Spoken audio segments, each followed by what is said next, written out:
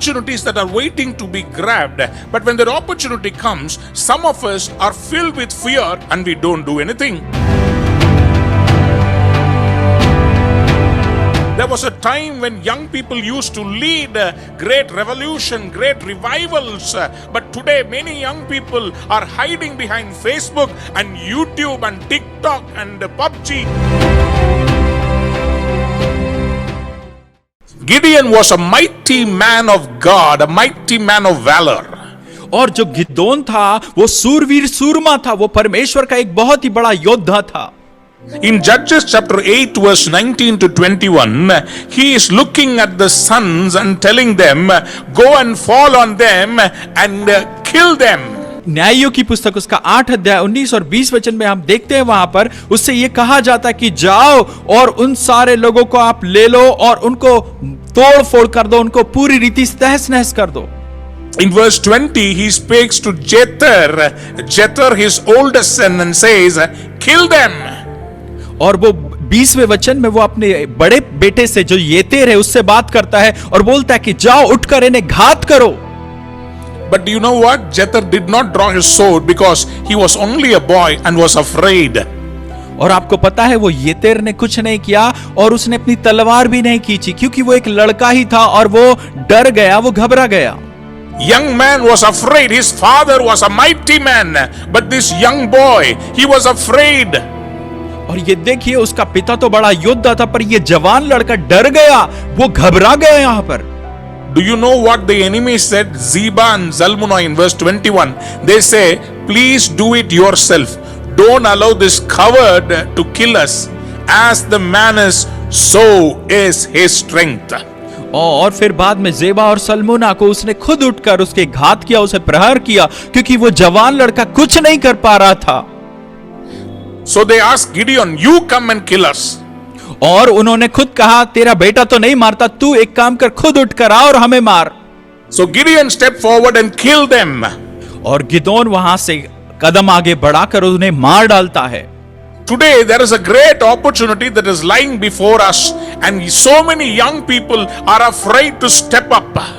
और ये देखिए आज बहुत ही बड़ी संधि और अवसर हमारे सामने है, परंतु बहुत सारे जवान जो है वो पीछे हट रहे हैं, उनको आगे बढ़ने की आवश्यकता है।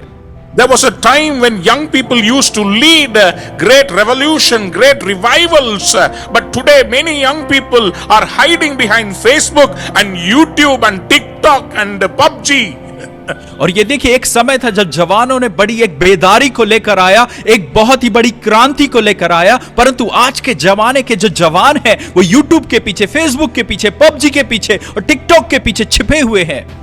There is a great leadership vacuum in our country because young people are not able to stand up against Goliaths. और आज हमारे लिए एक अगुवेपन की एक बड़ी खाली, एक गहराई आ चुकी है, क्योंकि हमारे जो जवान लोग हैं वो खड़े होने के लिए तैयार नहीं हो रहे, वो पीछे हट रहे हैं। Today God wants to ask you, are you ready to stand out and be full of zeal?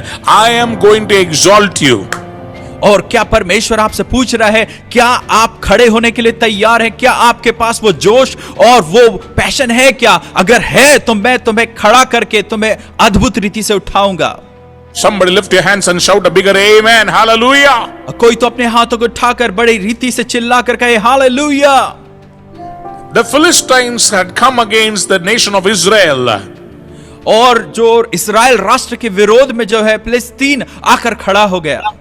And there was a giant called Goliath. He was coming and challenging the people for 40 days. और एक बड़ा ही दानव था जिसका नाम गोलियत था, वो आकर 40 दिनों से उन्हें चुनौती दे रहा था। In 1 Samuel chapter 17 verse 23 and 24, we read about how when the people saw him, they all scattered and they ran away for fear. और देखते हम पहला शमूएल 17 अध्याय में जब वो गोलियत आकर चुनौती देता है, ये लोग सब तितर बितर हो जाते, भागने लगते, यहां वहां वो चले जाते हैं। Nobody was able to stand up against this giant. और कोई भी उस दानव के विरोध में आकर खड़े होने के लिए तैयार नहीं था। Everybody were running away. और हर कोई यहां वहां भाग रहे थे। But this young man who had come to deliver Swiggy food delivery, this young boy called David, he said, I will finish that giant. और वो एक जवान लड़का जो स्विगी की तरह फूड डिलीवरी करने के लिए आया था, वो वहां पर आकर कहता है, मैं जाऊंगा, मैं इस दानव के साथ में लड़ूंगा। Hallelujah! Hallelujah! And what happened is this young man said to the entire kingdom of Israel, I will single-handedly finish him off. और वो एक जवान लड़का पूरे इस्राएल राष्ट्र में खड़ा होकर अकेला बच्चा ये कहता है, मैं जाऊंगा और अपने हाथों से उसे धराशायी करके निपट लूंगा उससे। How many of you are ready for greater exploits in the days to come? Shout hallelujah! और कितने लोग आने वाले समय में बड़ी एक बेदारी और बड़ी आग को लेकर आना चाहते हैं? जोर से चिल्ला कर कहें hallelujah! Hallelujah! Hallelujah! Those who are sleeping say hallelujah! जो लोग सो रहे हैं वो बोले hallelujah! See, some of them said, और ये this देखिए is the problem. कुछ लोग अभी भी कह रहे हैं यही तो समस्या है। सो रहे लोग हालेलुया। अरे तुम सो जाओ। No problem. I want some people who are zealous, who want to do something for the Lord, to rise up and say, hey, he's speaking about me. I want to do something for the Lord.